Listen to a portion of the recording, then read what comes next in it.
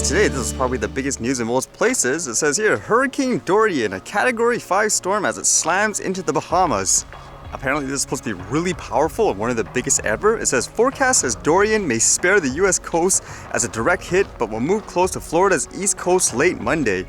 States of emergency were in effect for all Florida, North Carolina, and South Carolina, along with 12 counties in Georgia. Mandatory evacuations were underway in some parts of Florida. And you can see basically this chart says what? Category 5 winds 185 miles per hour, moving west at 7 miles per hour. And with that piece of news, it was actually interesting reading this in conjunction with it. This one says, DJI urges authorized drone users to prepare for Hurricane Dorian. Rescue and recovery drone operators should prepare for the now post-storm operations. All other drone owners should follow FAA guidance and not fly in affected areas. So they say here, first responders and utility companies today rely on drones to help people during emergencies, and DJI expects our products will play a critical, even life-saving role in responding to this looming disaster. We want to make sure authorized drones can do their job safely and effectively in the days ahead, and the other drones stay out of the rescuers' way.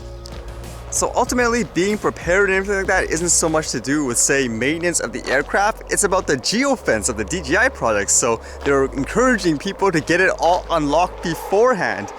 It says here, DJI has unlocked its geofencing restrictions for drones operated by Florida Power and Light Company. As well, it says they're basically working with all the emergency management agencies and all customers that use DJI enterprise products. So they're trying to expedite it, I suppose, in terms of making sure this geofencing restriction doesn't stop them.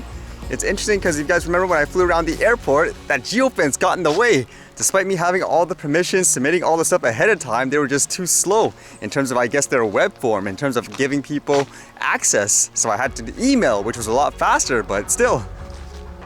It makes me think because out of every article I've ever read about people flying a drone during a natural disaster, for the most part, it's been educational and kind of weird where a lot of people on the outside would say, yeah, it's dangerous, stay away. But for the most part, in many cases, there is no help in certain areas.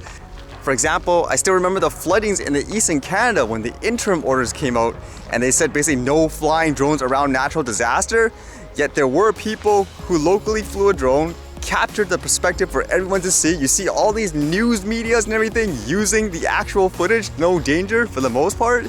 So in those cases, it makes you wonder if stuff like this, like the geofences, actually get in the way. It might be bad to say, but I would imagine it'd probably result in more lives being lost or harmed, honestly, just with the way most people would fly it. I still remember those other stories where regular users were flying around and they basically saw people stranded in their house because of their drone. Then because of that, they were able to get people to help them. Is it a good thing or bad thing to be able to fly like a drone in places like this? I can see if there's, for example, emergency coffers and stuff around, then literally, yeah, like you shouldn't fly. But if there's nobody around there in general, I think people should be able to use it. Whether it's to help others or to document the situation for everyone else to see. Because who knows, if someone else sees it, then they may know, okay, now we know how to manage this situation, what the area looks like, and so forth. Because I feel you need to look at both sides of the issue with that. You could say, yeah, be safe. There could be potentially maybe a helicopter or something going by. But imagine the other situation where last minute, a person like me is the only one that can offer you help like that with an aerial view. There's no internet or anything like that. It's all down, and yet I can't get in to get access now. So too bad. And come to think of it too, just with that example in Canada again, when they had the interim orders and all that, and they had that restriction saying, absolutely no flying drones within natural disasters. When they did the announcement of the floodings, they had the transport minister do a live press conference with video, and basically he said something along the lines of, we recommend that you don't fly the drones there, as opposed to just a flat out, it's illegal to do that. Because in my opinion, it kind of showed the benefit of what a person did. And that's probably really bad, I guess, political PR to say, keep your thing away even though it's helping people and all that. Because it makes it sound kind of imbalanced in that sense, when people could use the tool in a good way.